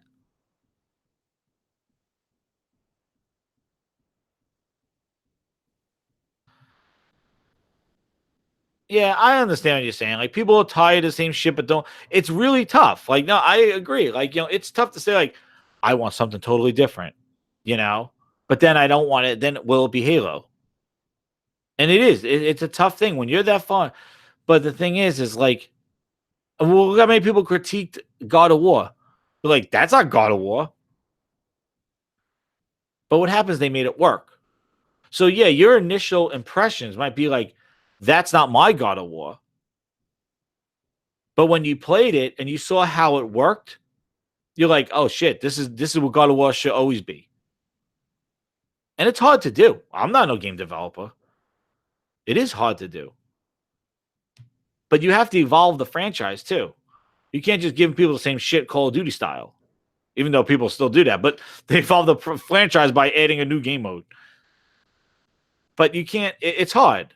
And know who's going to run into the biggest issue is going to be Fable. Fable is going to be really, really, really tough because, are they going to make it modern times or are they going to make it like traditional Halo or traditional Fable with the cartoon graphics and the British humor? Or are they going to modernize it and say Fable, like in the future, like like a future Fable, like holy crap? And this Fable will just be a platform. Like it's going to run into that issue. Is it going to be Grassy Knolls and Wizards, or is it going to be like sci-fi Fable, and just be Fable will be the name of it? This is the new version. Some people say that's not Fable. So like, I understand it's tough. I just get worried though. And I wouldn't have gotten worried if they wouldn't. I got worried this time last year when Microsoft said all their first party was going into Game Pass on day one. And the reason why I got worried was because I was like, I hope they don't make the games solely for the Game Pass model. Like, we're going to make a game because we know that a majority of the people that are going to play it are going to be monthly subscribers to this game. So, we don't want to make just a 6-hour, a 7-8 hour single player adventure game that somebody could just subscribe, beat it in a week, and then be done with it. We want to make a game that's episodic. We want to make a game that has no content at first, and we'll add content so people stay engaged. Oh, I gotta say, subscribe. The Fallen Seas come out next month. Oh, I gotta stay. The Arena's coming next month. Like that was my concern. And you see that these games are being built with that model in mind because that's Microsoft's primary model is the Game Pass model, because that's going to be the gateway to get people into the Microsoft ecosystem on other platforms, whether it be Switch, whether it be mobile and Android phones, which that's probably the next way they're going with streaming it. But that's the key. It's like I was worried. I was like, oh, man, now that every game is going to be some service model, it's not going to be, like a complete game at first. Maybe it's going to be partial and episodic. Like, I can't see Microsoft releasing a God of War type game that you could beat in a week or beat in 2 weeks and pay a subscription for it. Where Sony takes those risks. Sony will put a game like Detroit and God of War and Spider-Man and Dreams. Like, they'll put out some games like that. And that's all they put out. But it's good because it balances out what the third party's doing. Microsoft just keeps to do what Ubisoft's doing. Let's make games as a service. But how many services are you going to subscribe to? I got to have my Anthem guys, and then I got my Destiny guys, and then I got my Sea of Thieves guys. And it's like, dependency of online. People are not dependent to play online. If you get a group of guys together for a week or so, that's great. But to have that consistently, it's kind of tough. And if you have a crew, it's fun in the beginning, but to try to get everybody, the band back together again, it's tough. And when you got to have a game that's only fun in that type of scenario, it's going to be a very restrictive game. And I just hope that Halo Infinite is not that. Like, I want Halo to be, and I get nervous when they say it's infinite and it's going to be this like Like, I feel it's gonna be like this Destiny model. I'm like, it better not have the watered down story. Like, it better be, it's the sixth. It's the part of the trilogy. Like, we should be building up to fighting the Guardians. And I still don't understand how they're like, oh, this is Master Chief's story. And it's like, well, what about the other 4 people that you introduced in the last one that all met at the end? You're gonna say Master Chief's like, see, I'm out of here. I'm going after Cortana. God of War was horrible combat wise. Oh no, man, no. The combat was incredible. I understand for you. That's no problem. But on my thing, I thought the thing about God of War's combat was that I agree. If you like want a lot of weapons, yeah, definitely. God of War's combat was very simplistic.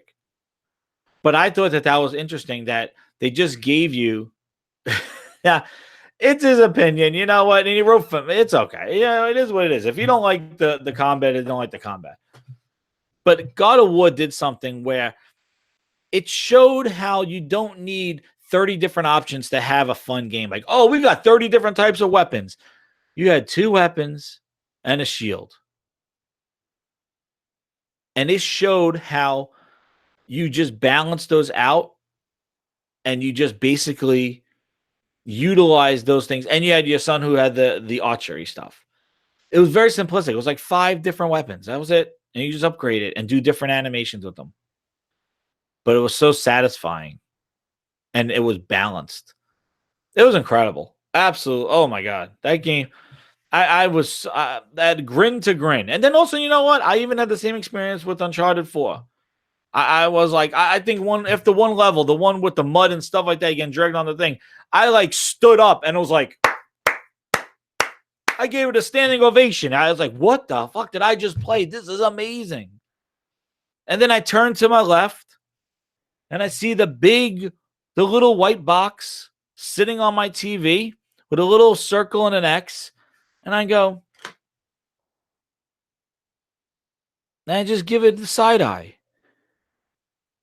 And I'm like, why can't you give me this experience? I've been with you so long. Like, why can't you provide this type of polish and this type of experience and storytelling and character development? Like, why? And then you turn around and ask Microsoft that and Xbox that, and they go, it's the cloud. UWP's coming. We got powerful console. It's like, no, I just want an amazing game from you guys. Show me that you can make something on the level of a Halo and a level of a Gears of War with something brand new, not one and done IP. And it's just sad. And it's crazy how Sony is just hitting it with, and then they got Horizon Zero Dawn and then God of War and Uncharted. And then I'm not even talking about the other games that are going to come out. But like, and then if you look, and this is get back to Crackdown. I went on such a rant in chat. I appreciate all you guys giving questions because I'll answer all the questions and stuff like that. No problem. But to come back to it is like, look at the Tale of Two Cities, right? We got, now my voice again, I got to drink my water. But like look what PlayStation is doing with Days Gone, and look at what Microsoft has done with Crackdown. They both suffered delays. Crackdown had more delays, and Crackdown was announced sooner. But around E3, Sony came out and did Game Informer coverage of Days Gone. Whole playthrough. Guys played it, seemed very optimistic about it. Then they did another cover, another cover story in Game Informer. I think in the book, they did another one near the end of last year. And then they just did another big advertisement push, and they had it playable at PAX South. Microsoft showed a 3-minute clip at their big Microsoft-only Xbox event, a 3-minute clip of destruction. And then at IGN make a 3-minute video with Joseph Staten over talking about the single player. 6 minutes of video. And radio silence. And then they have February 1st, everybody coming out and going, no, the cloud works, but it is all right. Single player is nothing like, and then just a very shitty reception. where, you know, Days Gone might not be that great, even if it's a 7 or an 8. But the thing is that Sony has given you enough has given you enough showing a lot of the game, having people play it, that you could definitely make an educated guess or an educated decision on, is that something that you're going to like? Is that something that looks good? Microsoft has yet to do that with their games. They really don't give you enough information about your game, about what you're actually playing. They'll tell you that it's in Game Pass, that it's a play anywhere. They'll give you all their service bullshit. But when it comes to what do I do in the game, is it fun for me? Sea of Thieves style, they keep you in the dark. Same thing with Crackdown. It wasn't playable at PAX South. There was nothing about Crackdown. I think they had a backdrop they could take a picture in front of. No gameplay, no single player demo. That would have been perfect to get in people's hands. And the people, look how they received Days Gone.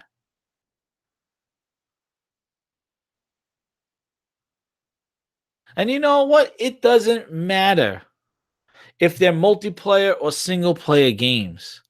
Because look at the Crackdown scenario. You got a cloud single player, a cloud multiplayer that looks no future plans. And then you got a single player that looks boring as shit with no explosions. It looks very dull. So by having that multiplayer component, does it make Crackdown any better? It doesn't. And I'd rather have an amazing, polished, single player experience than having a multiplayer component to it that makes the game feel half-washed or some bullshit. And let me ask you this. How much multiplayer did you play of the first Tomb Raider? Tomb Raider had a multiplayer component to them. Are you playing it today? Are you playing Tomb Raider? Tomb Raider, right? Was it the first one? Had some multiplayer to it. Does that make it a better game because it had some hokey dokey multiplayer to Tomb Raider? I'm not comparing Sea of Thieves to Days Gone. I'm comparing how Microsoft handled the lead up to Crackdown and how Sony is handling the lead up to Days Gone. Sony is showing a lot of information on the game so you feel that you can make a comfortable decision whether it's your game or not. Microsoft, on the other hand, has put Crackdown in the dark, and now when it rears its ugly head, it's ugly, and it's all the nightmare shit that you predicted, it's coming true.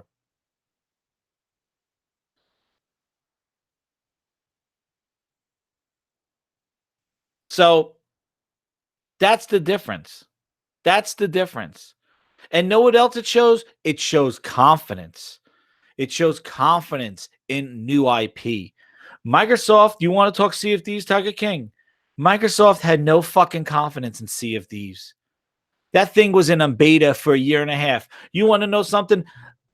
I'm going to tell you something here, and you're probably not going to like it. Microsoft had Sea of Thieves in beta for over a year and a half, and it was under a strict NDA. You cannot share photos or share video at all. I don't know what they were hiding because it's the same game that you got on day one. But it was a strict NDA for Sea of Thieves, new IP. Dreams had an NDA on it. And after 2 or 3 days, and they got some leaks, people were showing stuff, and there was people looking at it, they removed the NDA and said, stream it, show it. And they're showing the game, and it's free marketing. And they're letting people get interested in the game. Microsoft hid Sea of Thieves under a fucking shadow. And they hoped that people wouldn't realize that it was the same game when they released it. And I don't give a shit if it's a fucking sitting around on a boat game or making your own game.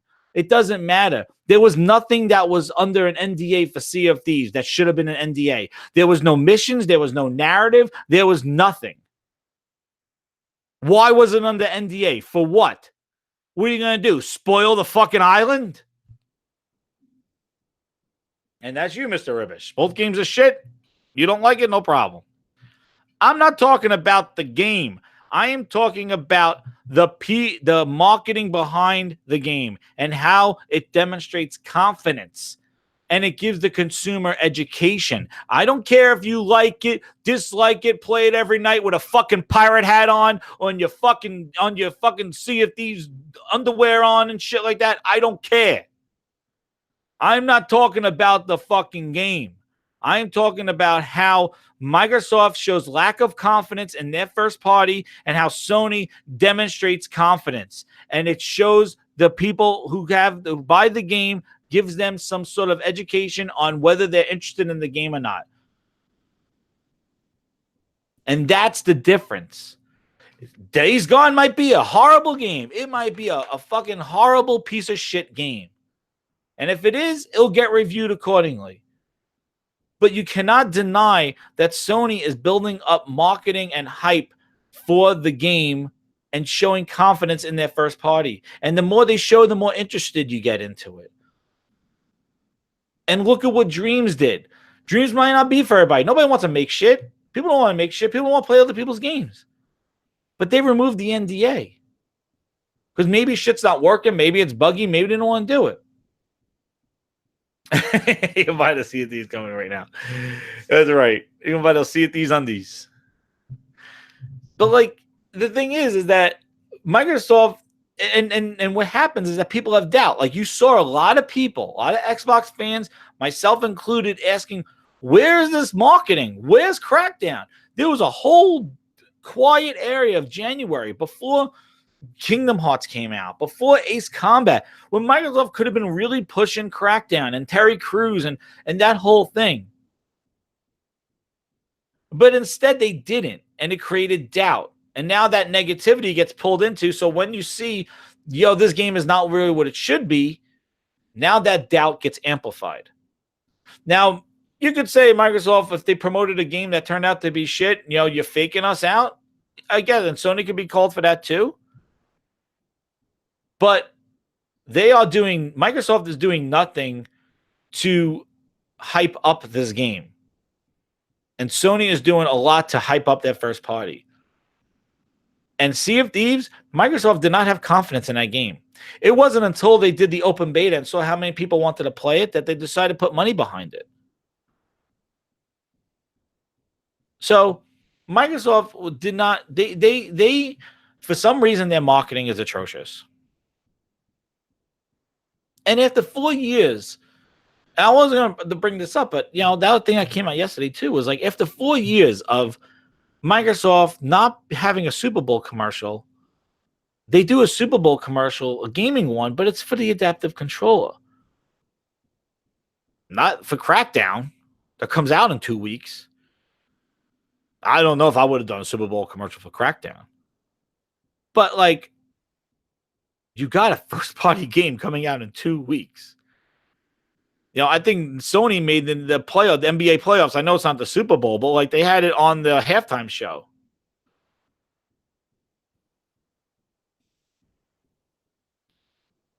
Yeah.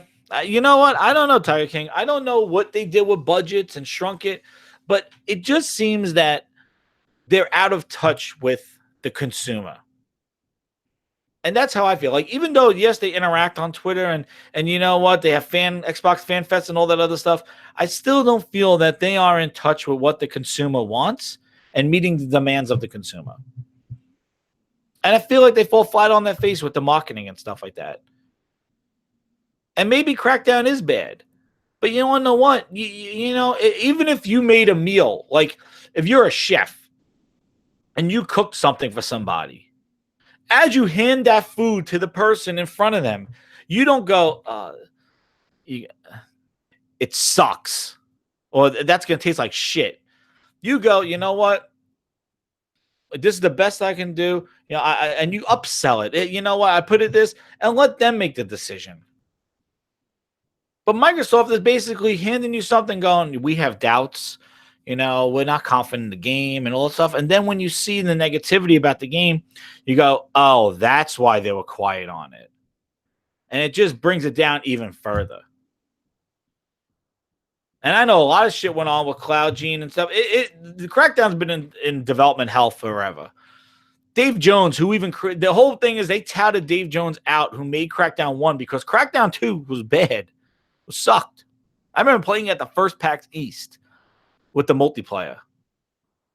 I was like, oh, this is not good. And they brought Dave Jones back for Crackdown 1, and then he left. And he went to Epic.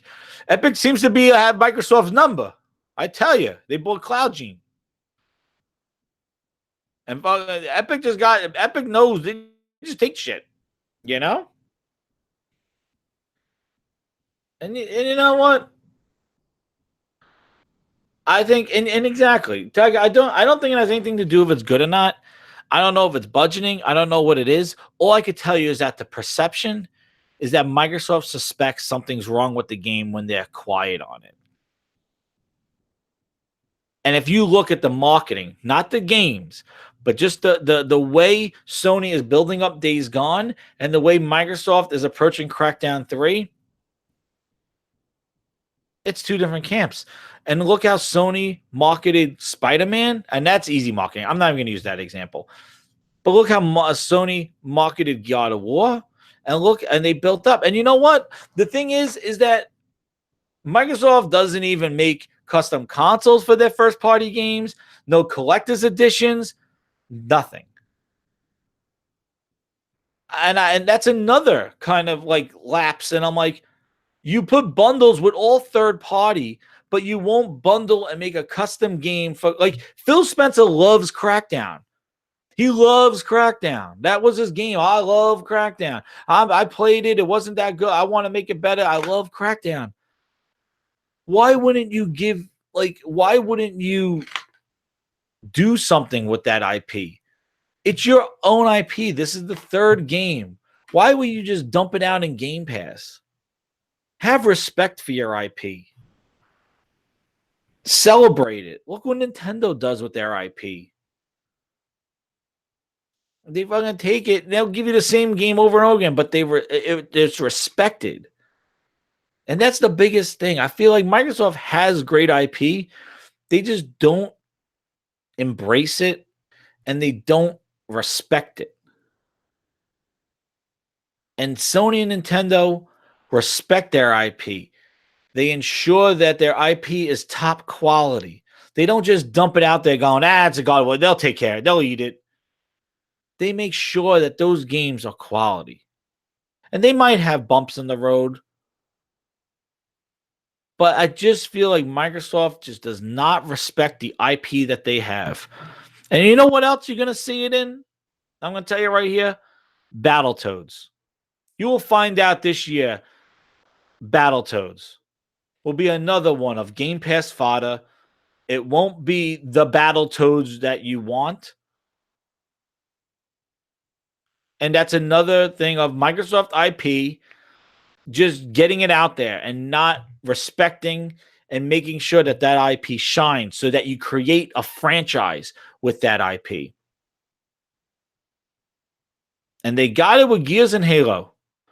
But that is not this generation, folks. That is the benefits of the dad of Peter Moore and Robbie Bach and all those guys, Seamus Blackley, Joseph Staten back in the old days, not Joseph Staten's fucking Sharknado, Joseph Staten.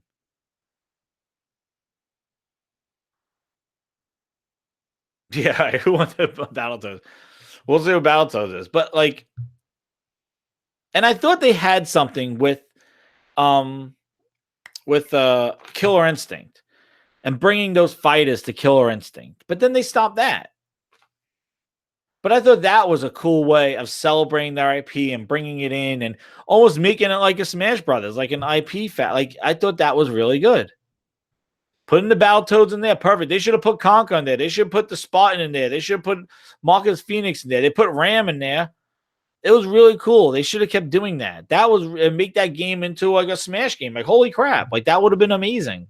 But they stopped it. And why do you stop it? You have that IP. But that was a cool way of like showing respect and like, celebrating their IP.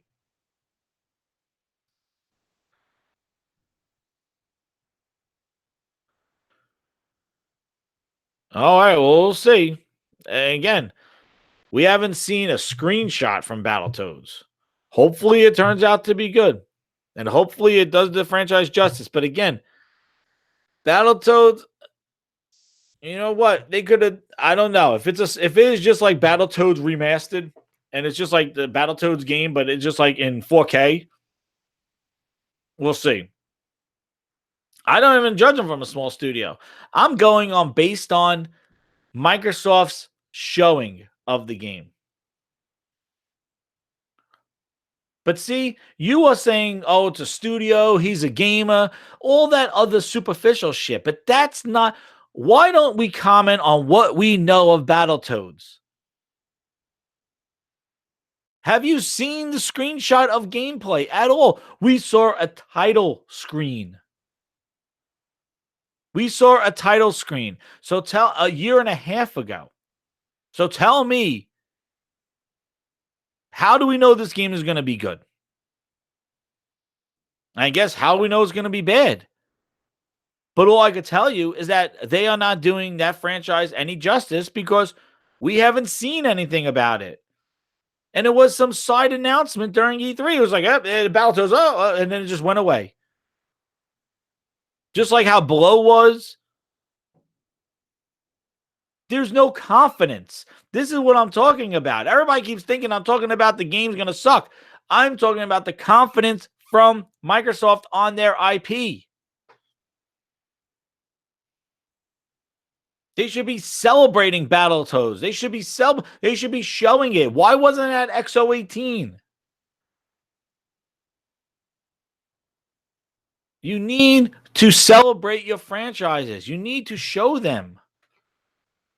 And I'm going to tell you right now, you think Battletoads is going to have, it is going to be announced and it's going to be shown and released the same fucking day. I bet you'll be in game. It'll be like, guys, Battletoads is coming in March. And I'm like, well, huh? I didn't even know the game. Oh, yeah, it's done. Throw it in Game Pass. No build up, nothing. Just like Below, just like Ashen.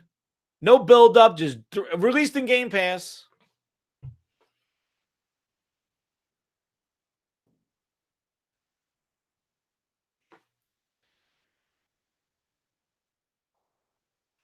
Well, we'll see. Hopefully Battletoads is good. I'm looking forward to Battletoads because I like Battletoads, but I don't know what Microsoft's version of Battletoads is. Yeah, and Rare is working with them on it. And maybe Rare's working on other stuff. But again, it's all they're working on this, they hired this, they do that. I am not talking about the fans, you guys out there, and what your perceptions are. Everybody has their own opinion. You really looking forward to a game? You're not looking forward to a game.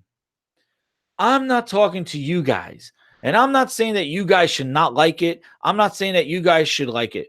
I think the thing is that we need to realize is Microsoft is not doing their games justice. That's what it's all about. I feel that Microsoft is not doing right by their games. I'm not saying that, Tiger, you shouldn't like it. I'm not saying that you should hate it. I'm not telling Mr. Ribba that he has to like God of War. I'm not telling you guys that you need to like it. That's what happens. We go after each other. I don't go after each other. You got to go to the person that's responsible, and that is Microsoft. Nintendo and Sony are respecting their IPs and their games. Microsoft is dumping their shit out in Game Pass and hoping it sticks. And Microsoft needs to respect their IP. And you're going to see this E3, I bet you, it's going to be all third party, and they're going to sprinkle in some Halo and Gears. They would never do what Sony did. And I don't think Sony was that successful in doing what they did, but with their E3 presentation last year, with showing their big third IPs. But again, they got a little pompous ass with that shit. But you know what? If you got it, flaunt it. You know, it is what it is. It shows confidence. It demonstrates confidence in these games. And Spider-Man was a dominant. So them showing Spider-Man E3, yeah. The game didn't flop. But again, I'm not saying you guys should have doubt, but this wondering, this like, oh, Battletoads might be good, or they got this dev, they got this guy who used to draw for this studio over here. That's all fine and dandy. But Microsoft themselves, when the rubber hits the road, are failing. Yes, pretty much. I think I'm long-winded in that thing. Microsoft marketing is horrible. Exactly. Thank you. You saved me from another probably 5-10 minutes of saying that thing again. And I'm sorry for saying your name wrong. Ribob. Sorry. I don't know. But yes, Microsoft marketing is horrible. And they need to demonstrate confidence. But I've been going on for, I don't know how long I've been gone. But I want to thank everybody for being in here. I think we're going to wrap this up because we need to see more of Crackdown 3. Definitely I'm going to try the multiplayer. I'm going to jump on Game Pass. I want to go see Sea of Thieves, but I want to see after the update on February 6th. They're going to delete the game and you got to reinstall the game all fully on Sea of Thieves. And they're basically fixing a lot of the weapons.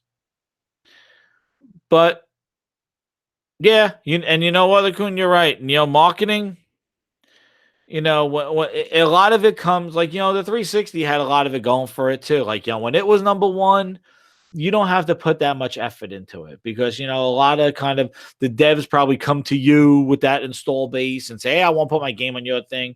Meanwhile, when you're not the premier or you're not number one, you have to go and seek it out maybe. And, a lot of the marketing comes.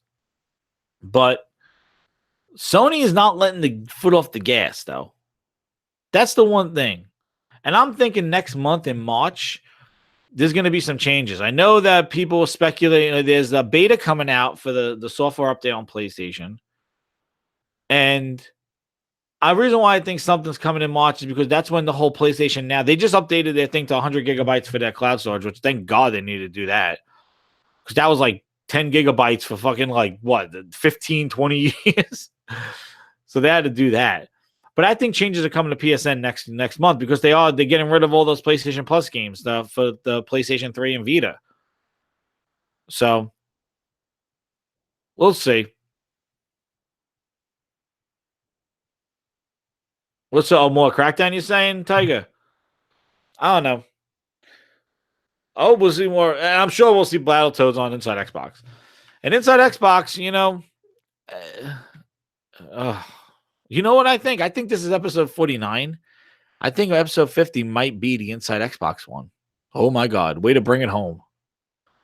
The thing is that Inside Xbox is that it's almost like something that's horrible to look at, but you just compelled to watch it. You're like, I got to see what happens. That's how I feel about Inside Xbox. It's like, I know I'm going to be disappointed, but I want to see it just maybe. Maybe they change for the new year. Maybe.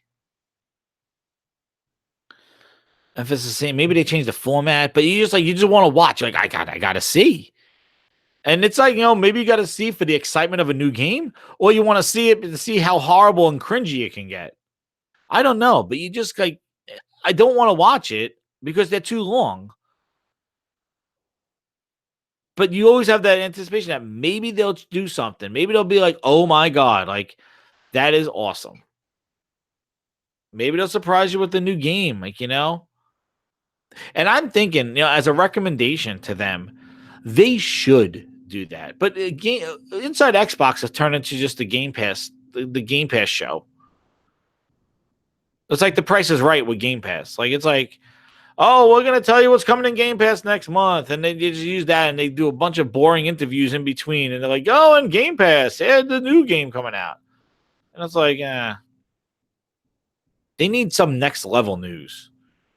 And I think if they just do it once, that will pull in such a huge audience, because even if they don't do it for the rest of the year, but if they just drop something like maybe announce Fable at Inside Xbox, you know what? Here's Fable.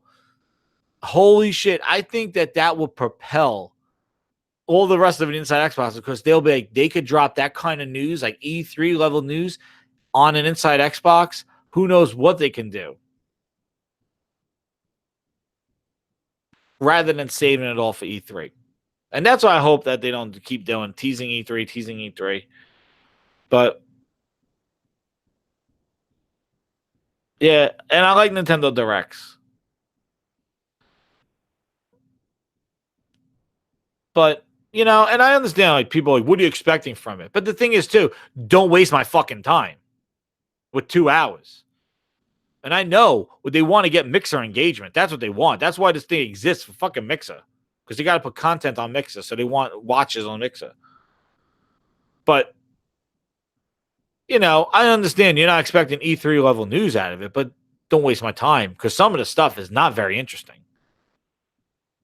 It is, and it's too. And I said before, yes, right, Savage. They should do interviews, studio walkthroughs, new studios. They should, and know what else? The biggest thing that they need to do on Inside Xbox is take a one of their 1,000 million controllers and hand it to somebody and actually have them play a game. That's what they should do. Nobody plays a game on that thing.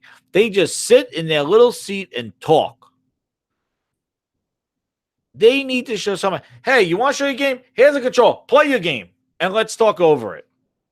And have show them gameplay. And that's what they need. They need to have more gameplay on it. Not sizzle reels. I mean, somebody playing the game. And the show is too long. It's not even an hour. The thing is like fucking 2.5 hours. It comes on at like 1 o'clock and 3 o'clock. It's like, holy shit, it's fucking dinner time by the time it's over. Major Nelson's still talking. You want to see a long one? Go to the one with the fucking escape room for another 2.5 hours after the fucking 2-hour show. Now, it needs to be a fucking hour. That's the max it should be. That thing go over 2 hours. Holy shit. They're too long.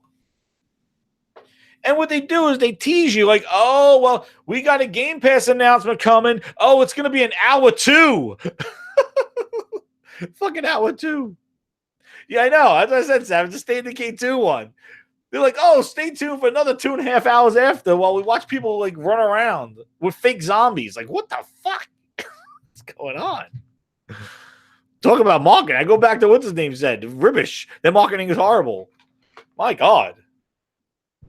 But anyway, I gotta turn it out, guys. Yo, I want to thank everybody.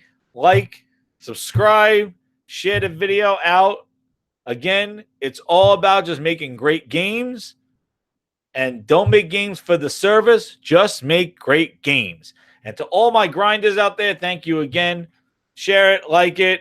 I want to thank you all. Great chat. Yes, that's right. That's right, Tiger King. It should be an hour minimum show. I agree. And thank you, Tiger King, for the engagement. Ribbish. I keep saying his name wrong. Coon, Savage Yoga, Benji. Let's see what we got in here. Blue Homies. Gregor Von Doom. Cali, Black Hill. Andrew Wilkins. Buddy Boy, always on there. Dropping some Nokia, Zune, and Groove news. Gerald Bear. Meds, what's up? I saw Frogs was in here. Cali, Cloakstorm. I want to thank you guys coming out. Eric Smith. Ailish, the boy, my boy. Monkeys is over there. And Savage Yogo's here from the beginning with Gregor Von Doom. First ones. Thank you, guys. I want to thank everybody for coming out. This is Jez7780. Follow me on Twitter and also on YouTube at Grinds My Gears. And I am out.